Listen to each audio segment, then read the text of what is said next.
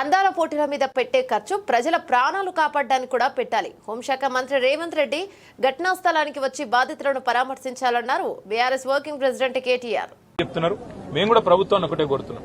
చచ్చిపోయినాక compensation ఒక 5 లక్షలు ఏదో ఇచ్చి చేతులు దులుపుకున్నాడు కాదు. భవిష్యత్తులో ఇంకెవరు చావకుండా చూడండి.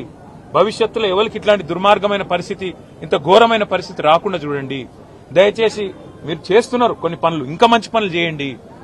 అందాల పోటీలని వాటి మీద పెట్టిన శ్రద్ధ దీని మీద కూడా పెట్టండి. వాటి మీద పెట్టే ఖర్చు ఇక్కడ కూడా పెట్టండి.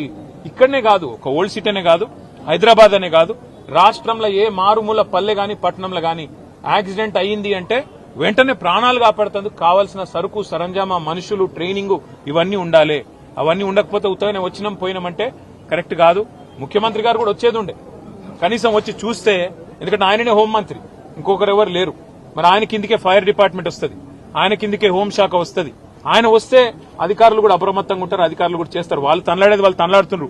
పోలీసు వాళ్ళు, మున్సిపల్ అధికారులు వాళ్ళు పాపం చేసే కాడికి చేస్తున్నారు. కానీ పైనున్నోళ్ళు పైసలు ఇవ్వాలి,